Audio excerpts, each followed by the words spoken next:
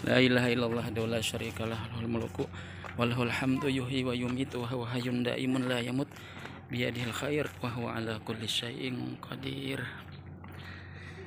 Makam Al-Imam Ubaidillah bin Al-Muhajir ilallah Ahmad bin Isa.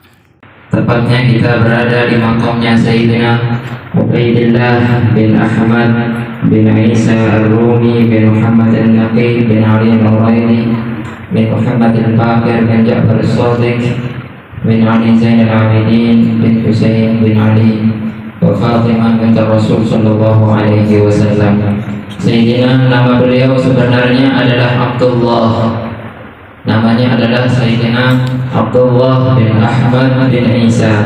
Tapi karena beliau ingin mengekspresikan ketawaduan beliau, kerendahan hati beliau kalau sampai namanya saja beliau tasghirkan.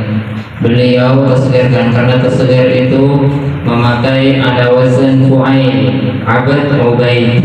Begitu juga beliau ini ingin namanya itu tetap tawadhu walaupun namanya. Kadang kita hati nggak ada tawadhu, hati nggak ada rasa rendah hati, malah ditambahin nama kita, ditambahin dengan SH, SAG, profesor.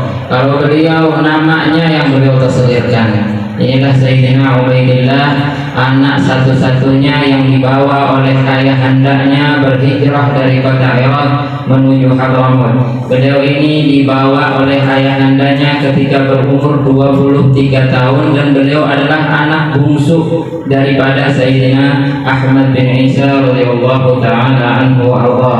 Sesampai beliau di kota Hadramaut, nggak disuruh diam sama ayahandanya, disuruh berdakwah. Buktinya Ahmad bin Sayyidina Ahmad bin Isa di Husaisah, sedangkan beliau di sini. Kalau kita bayangkan beberapa tahun yang lalu bagaimana bentuk kota di sini, bagaimana orang-orang di sini, sungguh sangat keterbelakangan lah. Makanya ayahandanya menyuruh beliau untuk pergi ke tempat ini, berdakwah di kota Bor ini, hingga mereka menjadi orang yang luar biasa. Dikatakan bahwa beliau adalah orang pertama daripada ahlu bait Rasulullah yang menyebarkan tasawuf di kota Hadramaut. Sesampainya di Hadramaut sini, ayahandanya juga nggak cukup dengan itu.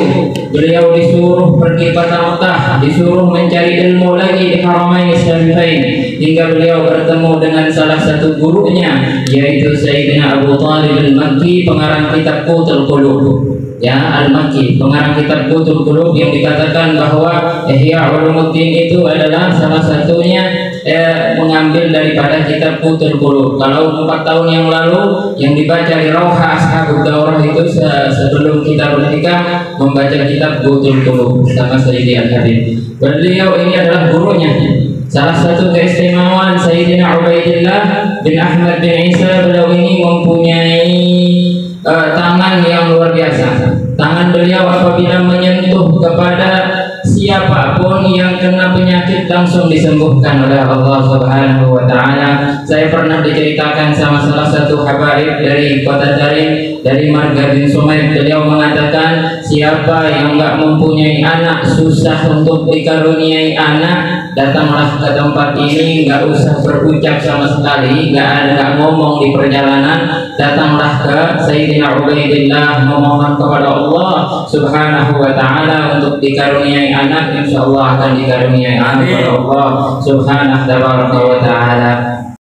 Nah, inilah makam daripada Sayyidina Al-Imam Ubaidillah yang menjadi polemik, yang mereka mengatakan Sayyidina Al-Muhajir tidak mempunyai anak. Ini bukti konkret bahwasanya beliau memang ada.